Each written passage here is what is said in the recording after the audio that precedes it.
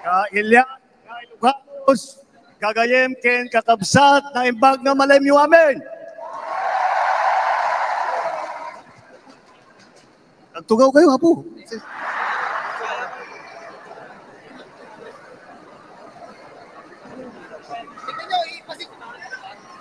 Parang mahirap makapaniwala na nandito na naman tayo sa kampanya. Napakabilis ng panahon. Napakabilis ng pagdaan ng 3 taon na akala natin ay magiging mas matagal. Ngunit nandito nga tayo sa darating na halalan sa Mayo. At sinimulan po natin ang aming national campaign, kagaya ng dati, dito po sa ating minamahal na lalawigan ng Ilocos Norte. Andito po ang aming ipinagmamalaki na mga kandidato para sa Senado. Ngunit, bagamat nakatuon ang pansin natin sa ating mga kandidato para sa Senado, huwag po natin kaligtaan ang halos 18,200 na local executive na ating ihahalal sa Mayo. Nabanggit ko po ito dahil may pagmamalaki ng alyansa na kami lang ang may kumpletong ticket mula sa senador hanggang sa sangguniang bayan ng pinakamaliit na bayan ng buong Pilipinas. At hindi pangkaraniwan ang mga aming kandidato.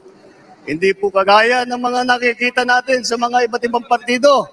Hirap na hirap makakuha ng kanilang mga miyembro.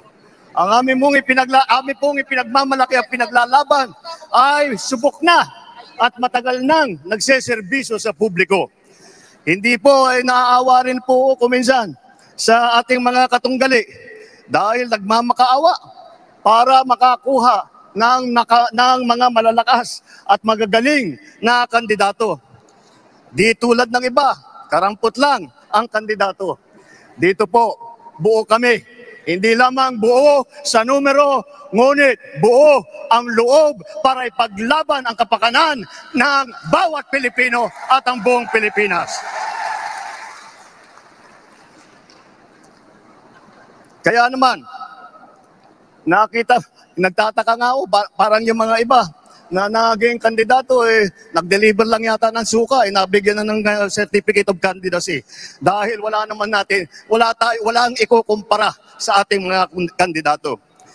Kung ihahambing natin sa mga napulot nila, ang ticket natin mula sa Senado hanggang Sangguniang Bayan ay mga leader na subok sa serbisyo.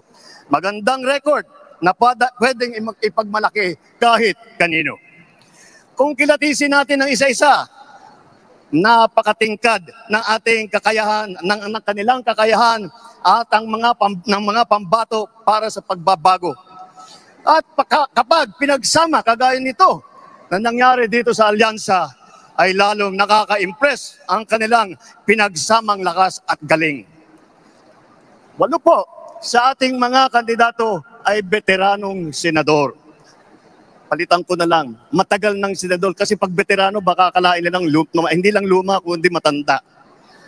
Andito po ang ating mga senador, Senator Cayetano, Senator Lacson, Senator Lapid, Senator Marcos, Senator Pacquiao, Senator Revilla, Senator Soto, Senator Tolentino.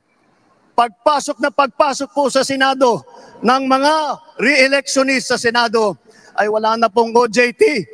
Hindi na mag-aaral. Alam nila ang trabaho. Alam na nila ang pangangailangan ng Pilipino. Alam na nila ang gagawin nila upang gawin at idala sa ating mga kababayan ang kanilang pangangailangan. 7 naman ay nanggaling naman sa Kongreso na subok sa batasan. Andyan po ang mga Congressman Abalos, Congressman Binay, Congressman Cayetano, Congressman Marcos, Congressman Pacquiao, Congressman Tulfo, Congressman Villar. kitang-kita po naman natin na ito lahat ay sanay na sanay, subok na subok, at matagal nang nagpapakita ng galing. Hindi na bagito sa pagpanday ng mga batas. 4 ang nagsilbi sa kabinete, humawak ng cabinet rank na posisyon. Si Abalos, DILG Secretary. Si Tulfo, nag-DSWD Secretary. Lacson, ng Yolanda Rehabilitation Commission. Tolentino, siyang namuno ng MMDA. Ngunit, sa kanilang katungkulan, ay hindi lang po sila parelax-relax. Tingnan nyo po ang kanilang mga record at makikita po ninyo na sila ay nakagawa ng magandang pagbubuti para sa kanilang mga kagawaran. Alam nila ang government work galing sa kabinete. Hindi lang dada, pero gawa ang kanilang ipinapakita. They are not here to oppose. They are here to propose. 3 ang naging gobernador ng malalaking probinsya. Alam nyo na, Manang Aimee, dito sa atin, sa Ilocos Norte. Lito Lapid, Governor Lito Lapid ng Pampanga. At ang Governor Revilla ng Cavite naman. Bukod pa ron, kasama nila ang 3 naging city mayor. Binay, ng Abi Binay ng Makati. Tolentino ng Tagaytay. Abalos ng Mandaluyong. At huwag natin kalimutan na si Tito Sen, Senator Soto, ay naging Vice Mayor din ng Quezon City. Hindi rin po tayo nagkukulang sa boses ng kababaihan at maglalaban para sa karapatan ng ating kababaihan dahil 4 sa ating mga kandidato ay babae, pero itong mga babaeng ito ay palagay ko, mas matatapang pa ito kaysa sa mga lalaki na nandito ngayon. Mga abogado naman, 4 din. 4 ang abogado natin, Abalos, Binay, Cayetano, Tolentino. Si Aimee nag-aaral din sa law school. At pinagtatalunan lang nila kung sino daw ang pinakamagaling at sino nanggaling sa pinakamagandang eskwelahan. Ngunit lahat yan ay magaling, lahat yan ay matalino, lahat yan ay ginamit na ang kanilang kakayahan upang pagandahin ang Pilipinas. Kung itatanong naman natin, sila ba ay isa lang ang pinanggalingan? Tiga Maynila lang ba lahat? Tiga Luzon ba lahat? Hindi po. Dahil pagdating sa geographical representation, 2 ang taga Mindanao. Si Manny Pacquiao ng Bukidnon, Sarangani at saka Jensan. Si Erwin naman, lumaki sa Davao Oriental, sa Sulu, mga probinsya kung saan nadestino ang kanyang bayaning ama. Ang unang Vicente Soto ay naging senador na taga Cebu. Ang nanay naman namin ni Aimee, alam nyo naman, 100% waray. Alam naman natin pati na ang lolo ni Camille ay galing sa Iloilo. Yan po ang ating ipagmamalaki. Dahil po nauunawaan nila hindi lamang ang mga problema na hinaharap na nasyonal, hindi lang ang mga problema sa taas, sa Senado, ngunit lahat po sila ay may karanasan sa local government, may karanasan sila sa executive. Lahat po sila ay nakapagpakita na ng kanilang kakayahan. Kaya't po ay kayang-kaya naming maipagmalaki. Bukod po dyan, tignan nyo po ang record ng ating mga kandidato. Wala sa kanila ang may bahid ng dugo dahil sa tukhang. Wala sa kanilang kasabwat sa pagbulsa ng sako-sakong pera, pinagsamantalaan ang krisis ng pandemya, pinabayaan ang ating mga kababayan na magkasakit at mamatay. Wala sa kanila ang mga pumapalakpak sa China at natutuwa pa kapag tayo ay binobomba ng tubig. Tinatamaan ang ating mga Coast Guard, hinaharang ang ating mga mangingisda, ninanakaw ang kanilang huli. At bukod pa ron ay inaagaw pa ang mga isla natin para maging bahagi ng kanilang bansa. Wala po sa kanila ang tilang sakristan ng isang bulaang propeta na nasasakdal dahil sa pagyurak sa ating kabataan at sa ating kababaihan.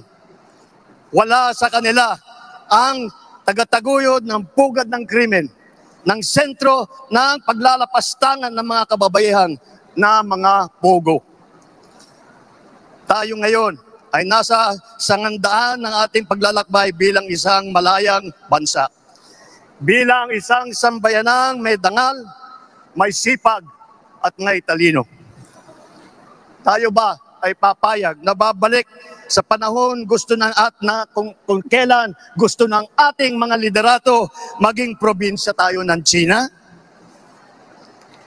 Babalik ba tayo sa nakaraan na ibinubugaw ang ating bayan bilang isang sugalan ng mga dayuhan? Nais ba natin bumalik sa landas na umaapaw sa dugo ng mga inosenteng mga bata na inagaw sa kanilang mga anak, mga ina, kinuha sa kanilang mga tahanan at inagaw ang kanilang kinabukasan? Walang nagnanais na Pilipino na mabalik tayo sa ganyang klaseng pagpatakbo. Kaya naman, makakatiyak po kayo na kapag ang ating mga kandidato ay naluklok sa Senado at sila ay nagsimula ng kanilang trabaho, asahan po ninyo na sila po ay hindi makikihalo, hindi makikilahok sa ganyang bagay na ating iniwanan na at na ayaw balikan.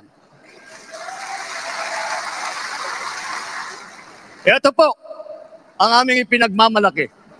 Ito po ang ating mga kandidato para ng alyansa para sa bagong Pilipinas. Ito po ang hinaharap namin sa inyo, ang pinakamagagaling na Pilipino, pinakamasipag na nagsiservisyo publiko, at ang buong buhay nila ay itinaya nila hindi lamang para sa kapakanan ng kanilang mga sarili, kung hindi po para sa inyo, para sa taong bayan, para sa Pilipino, at para sa Pilipinas.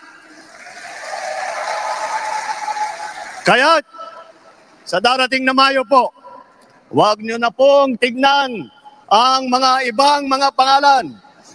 I-shade nyo na po lahat po itong nandito na nasa harap ninyo at gawing nating 12-0 ang ating resulta sa Senado. Nang sa ganon, matitiyak natin ang kinabukasan ng ating minamahal na Pilipinas. Mabuhay ang alyansa! Mabuhay ang bagong Pilipinas!